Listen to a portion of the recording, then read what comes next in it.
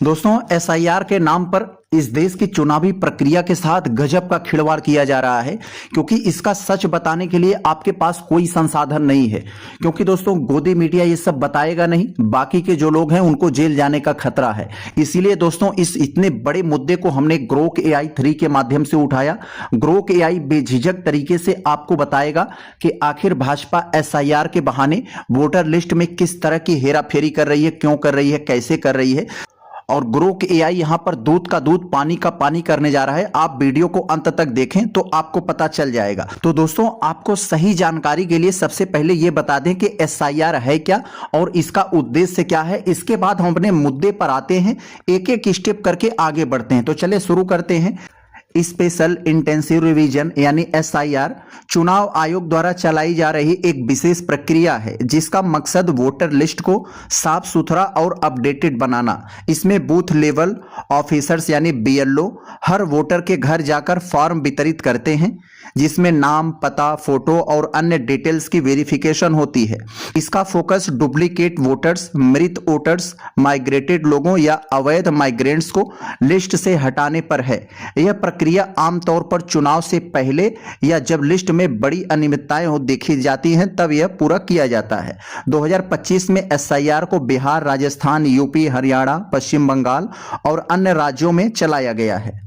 अब दोस्तों हम लोग मेन मुद्दे पर आते हैं कि आखिर जो विपक्ष का आरोप है कि बीजेपी एसआईआर के बहाने वोटर लिस्ट में किस तरह की हेराफेरी करती है, जरा हम लोग इसको समझते हैं। आपको सारी बातें आसानी से समझ में आ जाएंगी।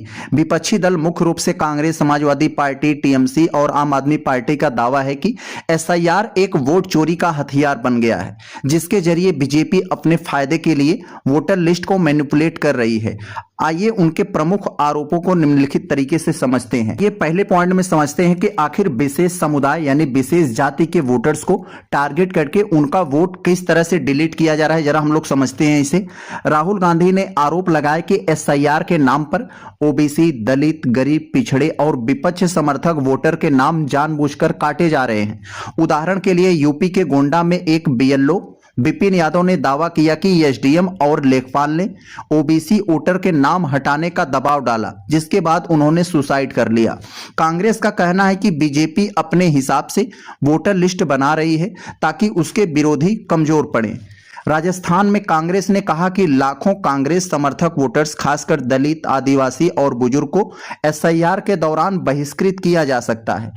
उन्होंने 40 असेंबली सीटों पर 25,000 से 35,000 फॉर्म अनकलेक्टेड होने का हवाला दिया है, जो कथित रूप से बीजेपी को फायदा पहुंचाएगा। दूसरे पॉइंट में दोस्तों बता रहे हैं कि BLO पर दबाव और किस तरह की धमकी दे रहे हैं, जरा देखते हैं। BLO जो अक्सर सरकारी कर्मचारी होते हैं, इस पर टारगेटेड डिलीशन के लिए एक प्रेशर डाला जा रहा है। मध्य प्रदेश, यूपी और बिहार में कई BLO सस्पेंड या FIR के शिकार हुए।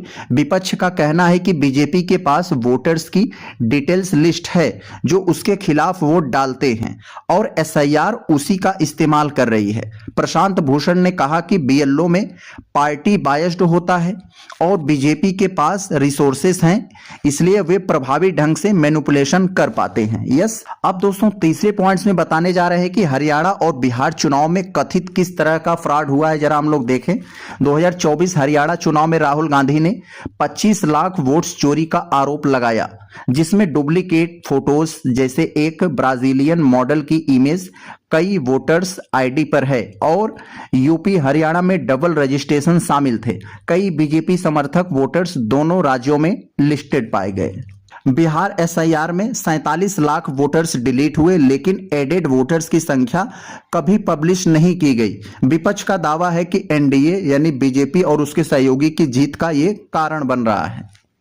अब दोस्तों चौथे पॉइंट में बताने जा रहे हैं कि किस तरीके से एसआईआर में ट्रांसपेरेंसी की कमी है और जल्दबाजी से किया जा रहा है इसे।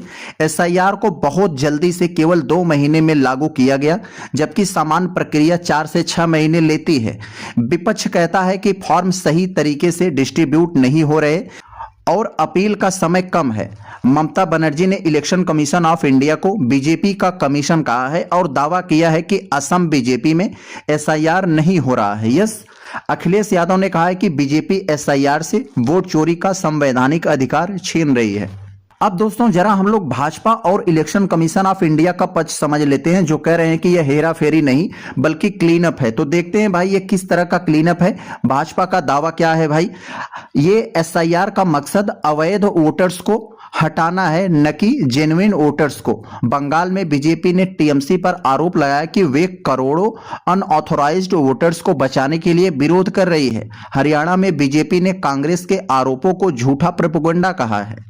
तो दोस्तों देखा आप लोगों ने, ग्रोक एआई ने कितने सरल, सटीक और प्रामाणिक तरीके से आपको बताया कि भाजपा एसआईआर के बहाने किस तरह से एक तरह का वोटर लिस्ट में हेरा फेरी कर रही है, और आने वाले समय में जितने भी चुनाव हो रहे हैं कितने बेहतरीन तरीके से परफॉर्म कर रही है, ये आपके सामने है।